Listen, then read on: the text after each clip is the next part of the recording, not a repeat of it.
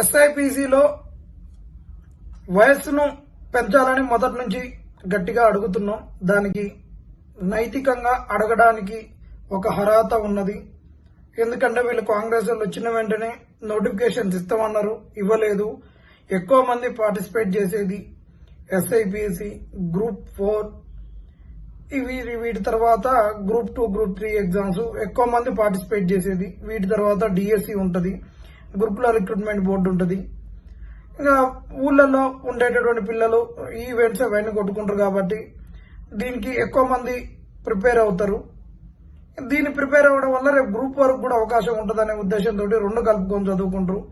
అంతేకాకుండా సీజీఎల్ చదువుకునేటటువంటి వాళ్ళు కూడా ఎస్ఐకి ప్రిపేర్ అవుతారు, ఎందుకంటే మ్యాథ్సే కాబట్టి. దానివల్ల దీనికి ఎక్కువ మంది పార్టిసిపేట్ చేయడానికి ఉంది. బ్యాంకుకు ప్రిపేర్ అయినటువంటి వాళ్ళు, మళ్ళా ఇన్సూరెన్స్ ఎగ్జామ్స్ కు ప్రిపేర్ అయ్యేటటువంటి వాళ్ళు, వీటన్నిటికీ ఒక కామన్ సిలబస్ ఉంటుంది. సీజీఎల్ తర్వాత ఇన్సూరెన్స్ ఎగ్జామ్స్, బ్యాంక్ ఎగ్జామ్స్, ఈ ఎస్ఐపిసి తర్వాత గ్రూప్ 4 లో ఒక పేపర్. కాబట్టి దీనికి ఎక్కువ మంది పార్టిసిపేట్ కావడానికి అవకాశం ఉంటుంది కాబట్టి ఆ విధంగా అడిగినాం.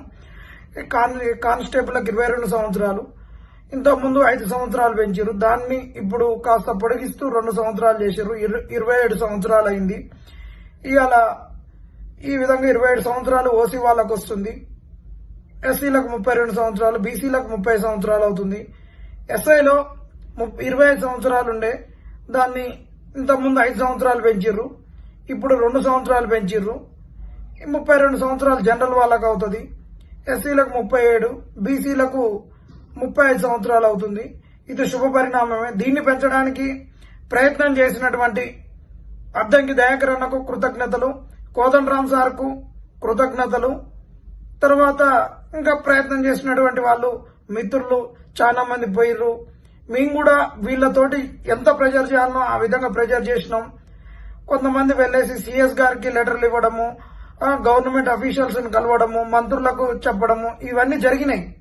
రోడ్డు మీద ఫైటింగులతో పాటు ఇవన్నీ జరిగినాయి కాబట్టి ఇది ఏజ్ అనేది పెరిగింది.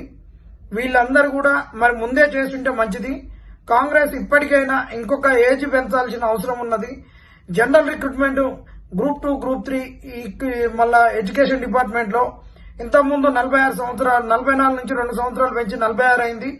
దాన్ని ఇప్పుడు ఏ విధంగా మీరు 2 సంవత్సరాలు ఇక్కడ రిస్టోర్ చేసిర్రో అదే విధంగా అక్కడ కూడా 2 సంవత్సరాలను పెంచాలని అడుగుతున్నాం. మళ్లీ ప్రతి దానికి కొట్లాడాల్సినటువంటి గత్యంతరం మాకు రావద్దని చెప్తున్నాం.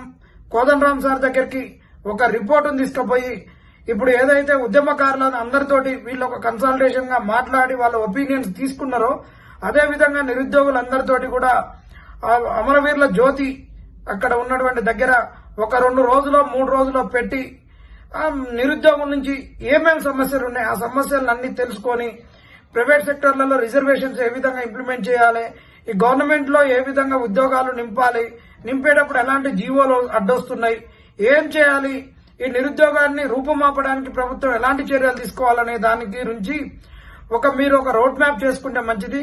కాంగ్రెస్ పార్టీకి ఆ విధంగా మీరు దిశానిర్దేశం చేయండి. ఖచ్చితంగా మీరు ఒక కమిటీగా ఫామ్ అవ్వాలి. ఆ కమిటీ ఫామ్ అయి మొన్న ఇక్కడ ఉద్యమకారులతో ఏ విధంగా మీరు డిస్కషన్ ఓపెన్ చేసిర్రో ఆ విధంగా నిరుద్యోగుల నుంచి కూడా చేస్తే మా ఒపీనియన్స్ ఇస్తాం. మీరు ఎక్కడ వైఫల్యమయ్యారు అనేటువంటి చెప్తాం, ఏం చేయాలనేది చెప్తాం. దానిని మీరు ముందుకు తీసుకొని పోతే మంచిదని మేమందరం ఇది మంచిదని కోరుకుంటున్నాం. అది చేయాలని కూడా కోరుకుంటున్నాం. అది చేయడానికి మేము మీద ఒత్తిడి చేస్తాం. ప్రభుత్వం పైన ఒత్తిడి అంటే మీలాంటి పెద్దల పైన, దయాకర్ అన్న పైన, కోదండరాం సార్ పైన, ఇంకా కొంతమంది కాంగ్రెస్ లో నాటి ఉద్యమకారుల మీద, మీ మీదనే మేము తుపాకులు ఎత్తి పెడతామని కూడా చెప్తున్నాం. ఎందుకంటే మీకే ఆ బాధ తెలుసు.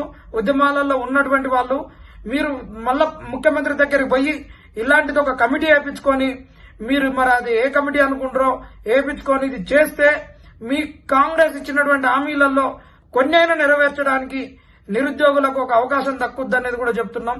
ఇక్కడ మేము కాంగ్రెస్ వాళ్ళకు కృతజ్ఞతలు చెప్పిన వాళ్ళు కానీ ఈయన కాంగ్రెస్ అని, ఆయన ఇదని అదని ఇంకొక బ్యాచ్ పోయి చెప్తూనే ఉంటది. ఫోన్లు చేసి చూసినావు కదా ఆయన వీడియోలు ఏం మాట్లాడిండు అది అని, ఈ లక్కోర్ మాటలన్నీ బంద్ చేయరు. ఎందుకంటే మన కొట్లాడేది ప్రభుత్వంతో, తెప్పించుకునేది ప్రభుత్వంతో. పోస్టులు నేను పెంచను, ప్రతిపక్షంలో ఉన్న బీజేపీ పెంచదు, బీఆర్ఎస్ పెంచదు. బీజేపీ అయినా బీఆర్ఎస్ అయినా నిరుద్యోగులమైనా ఎవరైనా కొట్లాడేది ప్రభుత్వంతో. ప్రభుత్వంతో మనం పని చేయించుకోవాలి. ఈ రోజు పాము సావద్దు, మనం కర్రలు పట్టుకొని పాము చుట్టూ పుసలు కొట్టేటట్టు తిరుగుదామంటే కుదరదు. ఇవాళ మన గురించి మనం ఇట్లా తిరుగుకుంటుంటే సమస్య అట్టనే ఉంటే సమస్య వల్ల బాధపడేటోడు ఏమైపోతాడు. ఈ రోజు దీనివల్ల పోస్టులు పెంచకపోయినా కనీసం వాడు ఒక ఎగ్జామ్ రాసుకోవడానికి అవకాశం వచ్చింది. అందుకే కాబట్టి ఆ రోజు కూడా బీఆర్ఎస్ చుట్టూ తిరిగినాం కదా. నోటిఫికేషన్ పేపర్ లీక్ అయినప్పుడు మీరు ఒక పబ్లిక్ సర్వీస్ కమిషన్ మార్చండి ఎగ్జామ్స్ పోస్ట్ పోన్ చేయండి అని తిరిగినాం కదా. ఆ రోజు ప్రభుత్వ పెద్దల చుట్టే తిరుగుతున్నాం, ఈ రోజు తిరుగుతూ రోడ్ల మీద కొట్లాడాలి. రెండు జరగాలి. నేను మూడు అంట. ఒకవైపు కొట్లాడాలి, ఒకవైపు లీగల్ ఫైట్ చేయాలి, ఒకవైపు వీళ్లకు అవేర్ చేయాలి. ఈ మూడింటి నుండి మనం సక్సెస్ సాధించి నిరుద్యోగులకు మనం ఒక మేలు చేసేటట్టు ఉండాలి. అంతే తప్పితే ఇప్పుడు అదొద్దు ఇదొద్దు 24 గంటలు రోడ్ల మీదనే కొట్లాడాలి అంటే కుదరదు. 100% కొట్లాడాలి. అది ప్రెషర్ గ్రూప్ ఉండాల్సిందే. ప్రెషర్ గ్రూప్ లేకుంటే వీళ్ళకి భయం ఉండదు. అట్లని వీళ్ళకి చెప్పకుంటే వీళ్ళకేం తెలియదు. మనమే అంటాం కదా, ఉద్యమంలో లేనోళ్ళు దద్దమ్మలు, ఏం తెలియని వాళ్ళు ఇలా ముఖ్యమంత్రులు మంత్రులు మా పుణ్యాన వార్డు మెంబర్లు కూడా గెలవలేని వాళ్ళు అని. ఇలా మరి ఆ వార్డు మెంబర్లకు గెలవలేని వాళ్ళకి ఏం తెలుస్తుంది? వాళ్ళకి తెలిసేటట్టు ఎవరికైతే ఎక్కుద్దో వాళ్ళ దగ్గరికి మనం తిరగాలి, ఖచ్చితంగా తిరగాలి. ఇంకోటి మనం లీగల్ ఫైట్ చేయాల్సిందే, అది కూడా చేయాలి. కాబట్టి ఇవి మూడింటిని మనం తీసుకొని పోవాలి. ప్రభుత్వం పైన ఒత్తిడి చేసి ఇంకా ఏజీని పెంచాలి జనరల్ రిక్రూట్మెంట్ కానీ కోరుతున్నాం. కోదండరామ్ సార్, అద్దంకి దయాకర్ అన్న, ఇంకా మిగతా వాళ్ళు మీరు దీంట్లో కృషి చేసినటువంటి వాళ్ళు జనరల్ రిక్రూట్మెంట్ గురించి ఆలోచించండి. ఈ వీడియోలో నేను ప్రస్తావించినట్టు మీరు నిరుద్యోగులతోటి చర్చలు జరపడానికి ముఖ్యమంత్రి గారిని ఒప్పించి ఒక కమిటీ వేసుకొని వస్తే అది మీకే లాభం తప్పితే ఎవరికి లాభం కాదనేది మీరు ఆలోచించుకోరు. తెలంగాణ సమాజానికి లాభం, మీకు లాభం, నిరుద్యోగులకు కొంత ఉపశమనం దక్కుద్ది. అట్లని మీరు ఏగానే ఇది సంజీవని అన్ని సమస్యల పరిష్కారం అని నేను చెప్పను.